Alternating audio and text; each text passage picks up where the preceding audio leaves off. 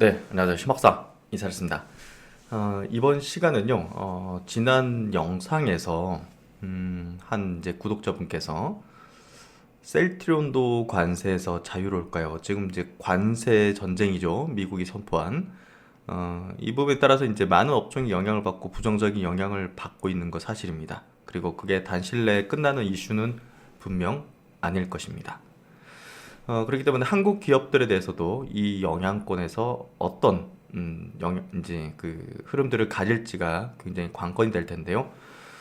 셀트론에 대해서도 이제 관세에서 자유로운지라고 이제 질문하셨습니다. 그래서 자유롭다라는 이야기를 들었는데, 이게 이제 뭐 절반은 맞고 또 향후에는 또 달라질 수도 있는 부분이기도 하고, 또 기업 차원에서도 어떤 대응들을 하기 위해서 최근에 이제 발표들을 하고 있기 때문에 이 부분을 자세하게 한번 다뤄드리는 시간을 가져보도록 하겠습니다. 일단은 셀트론이 지금 현재 시점에서는 관세 영향을 받지는 않습니다. 미국은 이제 의약품, 우리 이제 수출 코드죠. 예, 3002라는 요 코드에 대해서 기본적으로 이제 무관세 정책을 적용하고 있습니다. 이 바이오시밀러도 이제 이 생물학적 제재 코드죠. 3002로 분류되어 있기 때문에 관세 부과 대상이 아닙니다. 그래서 의약품에 대한 무관세 정책은 바이오시밀러 제품에도 이제 적용이 되기 때문에 셀트리온은 현재 이제 미국의 어떤 관세 정책에 있어서는 관세를 부담할 필요가 없습니다. 그래서 결국은 자유롭다라고 이야기를 할 수 있는데요. 앞으로가 중요하겠죠. 왜냐하면 이제 트럼프 대통령의 이제 정책은 지금부터 이제 시작이고, 또 이제 관세로도 영향을 미칠 수 있지만 관세가 아닌 비관세 관련된 어떤 여러 가지 어떤 정책이 펼쳐질 수도 있습니다. 그런 부분에 있어서 우리가 좀 고려를 해야 될 부분이 있고, 국내 이제 많은 바이오 업체들에 대해서도 이 부분을 한번 생각해 볼 필요가 있는데요. 일단은 HS 코드 3002란 무엇인가를 한번 짚어보도록 하죠.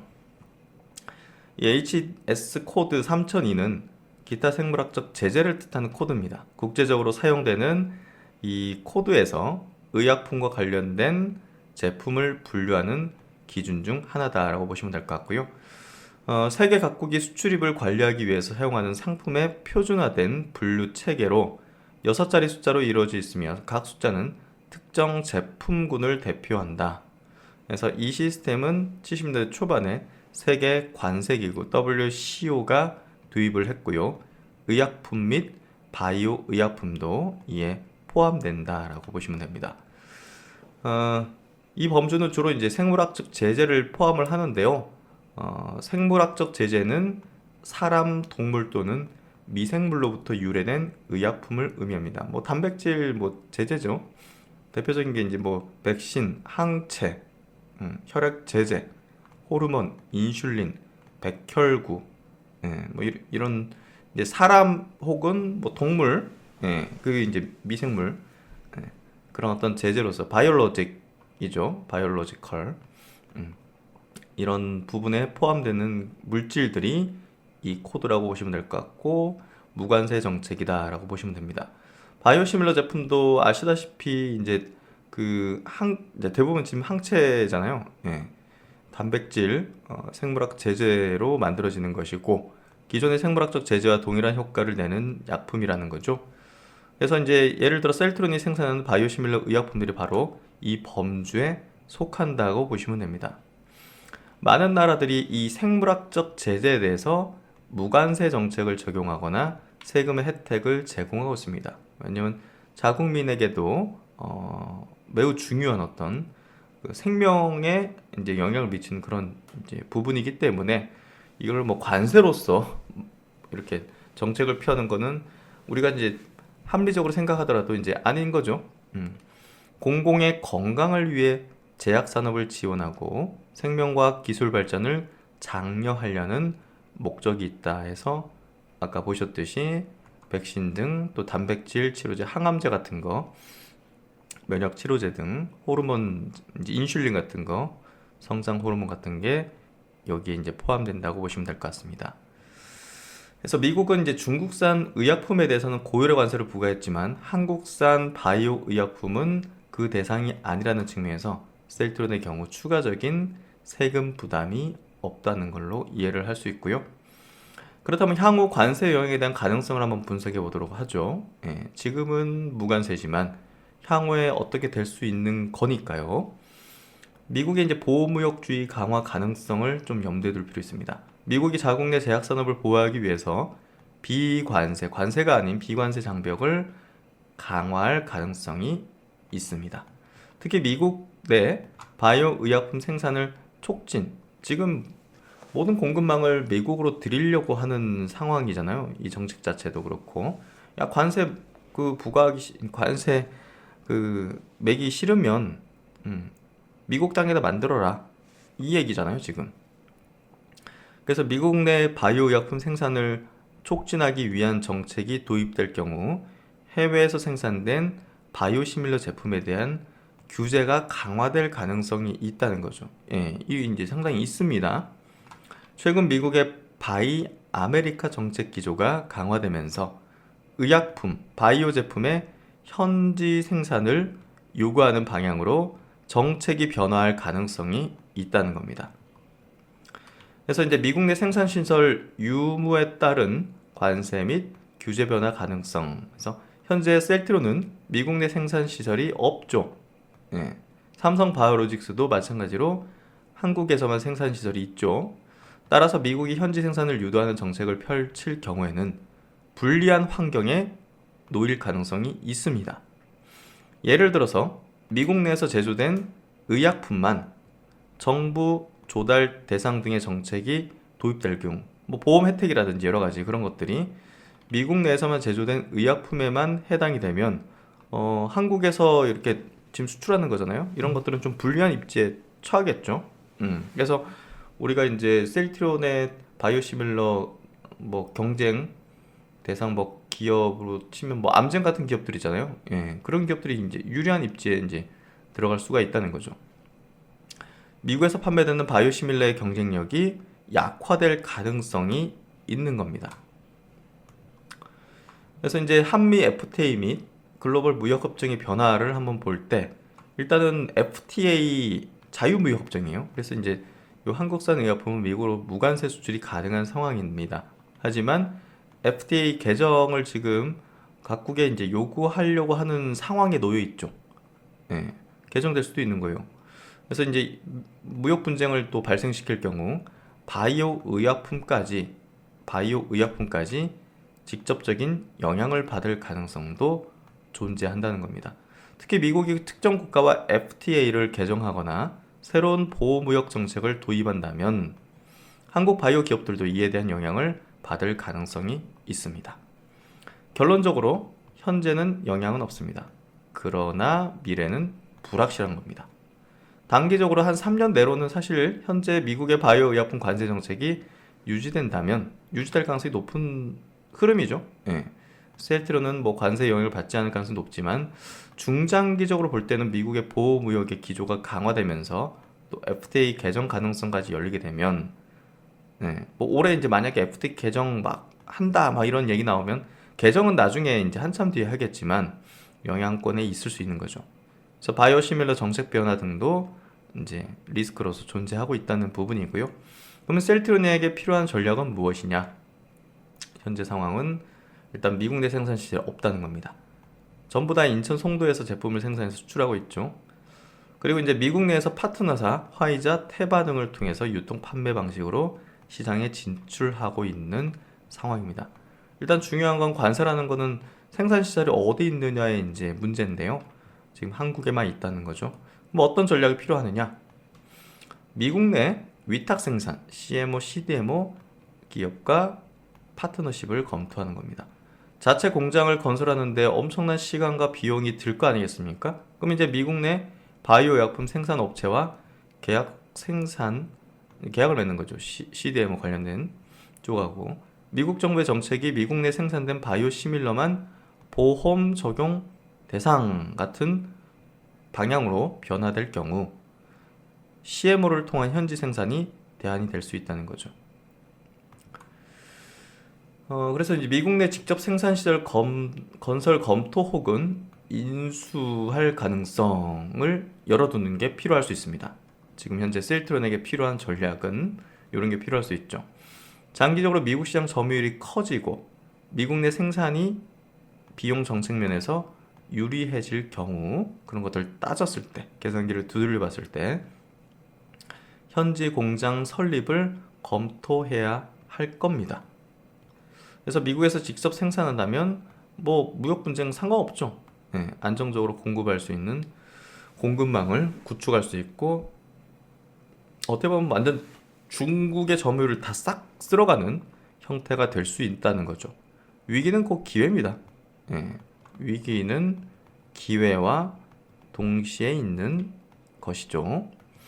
그래서 이제 최근 뉴스는 트럼프 세금 내기 싫으면 미국에 공장 지어야 된다. 그래서 셀트리온과 삼성바이오로직스도 현지 생산 시설에 대한 투자를 검토하기 시작했습니다. 일단은 뭐 삼성바이오에서 얘기한 거는요, 한국보다 비용이 더 든다. 그렇죠. 엄청나게 들죠. 낮은 효율성이다. 근데 이제 뭐 계산기 두들겨야죠. 관세 뭐 매긴다, 뭐 규제를 더 한다, 뭐 이런 식으로 하면 비용이 더 들더라도 거기다 만드는 게 유리하다면 그렇게 하는 게 필요하겠죠. 일단 삼성바이오, 셀트리온은 미국 내 생산 기지를 인수하거나 신규 설립하는 것을 검토하고 있다. 미국 내 생산되지 않는 의약품, 철강, 반도체 등 물품에 관세를 부과하겠다라는 언급에 따른 것이라고 보시면 될 것 같습니다. 트럼프 대통령은요, 외국 기업들은 이 나라의 성장이나 발전에 아무런 기여도 하지 않았다. 세금이나 관세를 내고 싶지 않다면 바로 미국에 공장을 지어야 된다 하면서 의약품까지도 그 범주에 넣었다는 겁니다. 그는 빠른 시일 내에 관세 정책을 시행할 방침이다. 그래서 이 부분이 그 셀트론과 삼성 바이오로직스의 주가를 좀 흔들리게 할 수 있다는 거죠. 지금은 관세가 없지만 이 정책이 이런 식으로 되는데 그게 불리한 어떤 입장에 처할 수 있는 내용이 나오게 된다면 주가에도 영향을 받을 수밖에 없습니다. 그래서 이제 아직 미국 공장이 없는 삼성전자, 셀트리온은 시설 확보를 놓고서 고민 중에 있다는 내용이 나오기 시작한 거죠. 셀트리온도 지난 30일 홈페이지를 통해서 트럼프 관세 정책의 장기적인 대응 전략으로 완제 의약품 외에도 원료 의약품까지 생산할 수 있는 미국 내 생산기지 인수 또는 설립을 검토를 하고 있다. 이를 통해서 장기적으로 미국의 정치, 사회적 변화에 영향을 받지 않는 안정적인 공급망을 구축하고 미국 내 시장 점유율을 더욱 확대하는 방안을 모색하고 있다라고 발표를 했고요. 삼성바이오로직스도 현지 생산 시설 인수 또는 설립을 검토하고 있습니다. 인수합병을 검토하고 있다. 공장건설 및 인수합병이 더 적게 돈이 들 수도 있는 거죠. 그래서 22년도에 이제 롯데가 그 미국 이제 BMS 공장을 인수했죠. 그때 인수했으면 좋았는데요. 그래서 굉장히 롯데가 뭐 지금 놓고서 보면 굉장히 잘했죠. 지금 만약에 그 공장을 살려면 아마 두세 배의 가격을 더 줘야 될 거라고 보여집니다. 그래서 이제 관세 인상은 같은 요인은 미국 외 지역에서 생산된 물품에 대한 가격 경쟁력을 낮추는 요인 될 수 있다. 국내 기업의 경우 미국 내 기업을 직접 인수하는 방안 등이 고려될 수가 있다. 근데 이제 신중한 모습을 보이는데요. 비용 측면에서 너무나 효율이 낮기 때문에 이익을 진짜 못 낼 수도 있는 거잖아요. 그리고 외국 공장은 지금 삼성바이오, 셀트리온의 공장은 정말 글로벌에서도 최신식입니다. 근데 외국 공장, 미국 공장들은 노화된 것이 많아서 이를 인수해서 리모델링하는 비용이 새로 짓는 것과 큰 차이가 없다라는 거죠. 그래서 삼성바이오로직스 대표도 이미 건립된 공장을 사더라도 회사가 제공하는 서비스에 맞게 리모델링하는 과정을 감안하면 직접 짓는 게 효율적이다. 미국 생산시설 확보까지 적어도 3, 4년은 걸릴 것이다. 아직까지는 한국에 짓는 것이 효율적이라고 생각한다. 근데 이게 두 기업 모두 아, 이거 정책이 뭔가 좀 바뀔 수 있겠는데? 라는 생각은 갖고 있는 것 같아요. 그 부분이 지금 어, 주가적인 측면에서도 우리가 신약 기업은 전혀 상관없습니다. 신약 기업은 전혀 상관없는데 이렇게 완제의약품을 이제 수출하는 기업 입장에서는 조금 고려를 할 사안은 맞죠. 현재는 상관없지만 미래는 약간의 불확실성이 있는 거죠. 그래서 이제 국내 이제 대표 기업들이 이 부분을 어떻게 했는지를 한번 볼게요. 첫 번째 SK 팜테코입니다. SK 지주사 이제 안에 있는 기업이죠. 여기 이제 CDMO 기업인데요. 미국 공장 인수 및 생산 확대를 하고 있었습니다. 네, 여기에 가장 잘 대처를 하고 있는 기업이다고 보시면 될 것 같아요. 나중에 상장할 것 같습니다. SK 바이오팜은 미국의 CDMO 기업인 엠팩을 인수했다. 이 인수로 미국 내 원료 의약품 생산 공장을 확보하고 미국 시장 내 직접 생산을 통한 공급망 강화를 추진하고 있는 거죠. 2018년 이미 이제 엠팩 인수를 했고요. 그리고 글로벌 제약사와 계약을 확대하고 있고요. 그리고 올해 IPO 목표로 미국 시장에서의 사업을 확장 중에 있습니다. 그래서 가장 발빠르게 대처를 하고 있었던 기업이 바로 SK 팜테코입니다. 이런 부분 본다면 이제 IPO 상장할 때 기업 가치가 꽤나 크게 나타날 수 있겠죠. 그래서 간접적으로 투자하려면 지주사 SK에 투자를 하면 되겠죠. 두 번째 삼성바이오로직스도 미국 내 생산 시설을 설립할 가능성을 발표를 하고 있습니다. 그래서 이미 이제 연구개발센터는 만들었어요. 샌프란시스코에 R&D 센터를 만들었고요. 그리고 장기적으로 미국 내 생산 시설을 설립할 가능성이 높습니다. 그래서 현재 시점에서는 관세가 없지만 일단은 검토 중이다. 공식 발표는 아닌데요. 설립 검토를 한다라고 이야기를 하고 있습니다. 그래서 차후에 이제 설립에 대한 발표를 가장 빠르게 할 가능성이 높은 기업이 제가 볼 때는 삼성바이오로직스가 아닐까 생각이 됩니다. 네, CDMO 사업을 주력으로 하고 있는 기업이기도 하고, 그리고 한미약품도 이제 미국 공장 인수 후 현지 생산을 하겠다라고 발표를 하고 있고, 이미 이제 2018년도 스펙트럼 파마슈티컬스의 제조 시설을 인수를 해서 이 공장을 활용해서 항암제 생산 및 미국 내 직판 사업을 확대를 하고 있는데요. 어쨌든 이 한미약품도 이런 부분들을 대비해서 진행을 하고 있습니다. 그리고 셀트리온도 이제 이번에 발표했죠. 미국 내 생산 시설 확보 검토 중이다. 검토 중이다. 정책에 대응하겠다는 얘기로 좀 보시면 될 것 같고요. 어떻게 할까요? 네. 이게 거기다 설립한다라는 측면에서 볼 때, 어쨌든 이제 진펜트라 매출이 조단 이상 올라갈 겁니다. 중장기적으로. 지금은 이제 낮은 수준이지만 그렇기 때문에 그런 것들을 좀 따지고 볼 때는 미국 공장에 대한 설립 가능성이 좀 높아지지 않을까라는 생각이 드네요. 네. 어쨌든 바이오시밀러 이제 관련된 그 매출도 미국 대상으로 몇 조 단위 계속 올라갈 텐데 이 부분에 대한 선제적인 대응들을 해나갈 가능성이 매우 높아 보입니다. 동아 소시오 홀딩스 같은 동아 이제 제약 그룹도 미국 CDMO 기업 인수에 대한 추진을 검토 중이다라고 하면서 글로벌 생산 역량을 강화하는 전략을 추진 중에 있습니다. 그리고 이제 롯데바이오로직스인데요. 이 기업이 22년도 시큐러스에 있는 브리스톨 마이어 스퀴브 BMS의 바이오 의약품 생산 시설을 인수를 했죠. 그래서 추가적으로 또 투입을 1조 원 하겠다라고 그때 발표했는데 아직까지 좀 그 후속적으로는 좀 소식이 들려오진 않고 있고요. 롯데그룹이 굉장히 어렵죠 지금. 그래서 사업 구조를 바꾸고 재편해야 되는데 바이오 쪽으로 전략을 좀 늘릴 거라고 봅니다. 근데 지금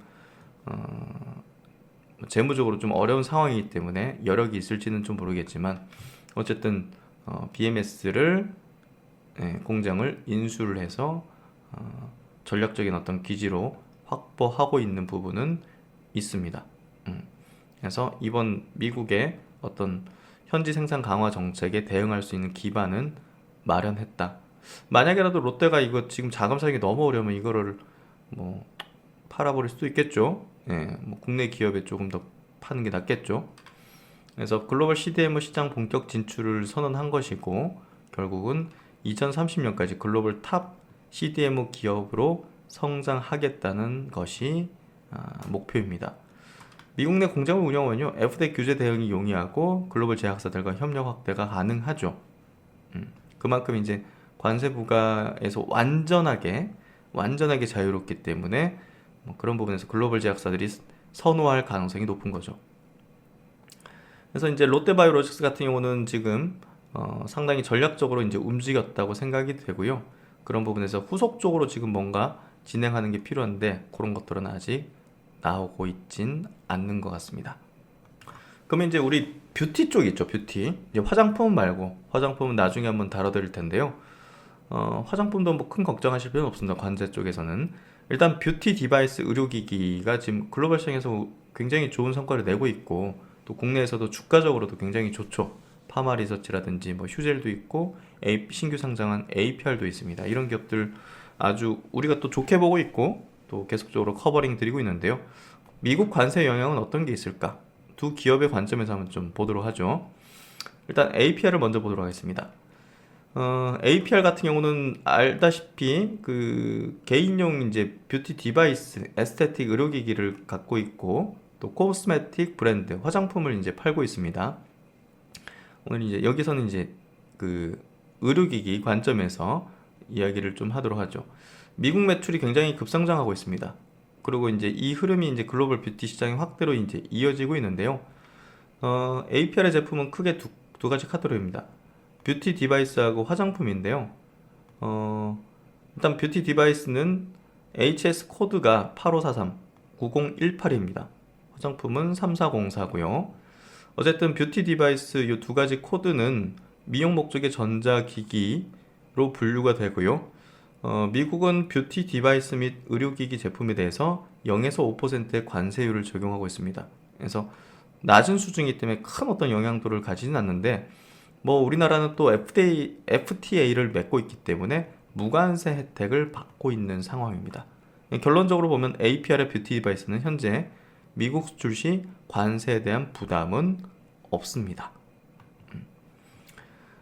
화장품 같은 경우 이제 이 기본적으로 코드 이제 3304 무관세 정책을 적용하고 있는데요. 어쨌든 화장품도 관세 부담 없이 미국에서 판매가 가능하다는 강점을 갖고 있습니다. 그래서 미국에서 지금 뷰티 디바이스 시장은 굉장히 급성장하고 있고요. APR의 이제 AGR 같은 제품군의 수요가 굉장히 증가하고 있습니다. 그래서 미국에서도 이제 피부 관리용 전자 디바이스 수요가 이제 막 개화하기 시작하고 있기 때문에 점유율 확대 가능성이 높다는 측면들 그리고 이런 그 무관세 혜택을 받고 있다는 것도 매우 이제 긍정적으로 볼 수 있는 거죠. 근데 이제 의료기기에 등록된 제품은 관세가 아닌 비관세 장벽이 걸릴 수가 있습니다. 예. 관세만으로 이렇게 뭔가 그 규제적 이제 뭔가 하는 게 아니라 관세가 아닌 비관세.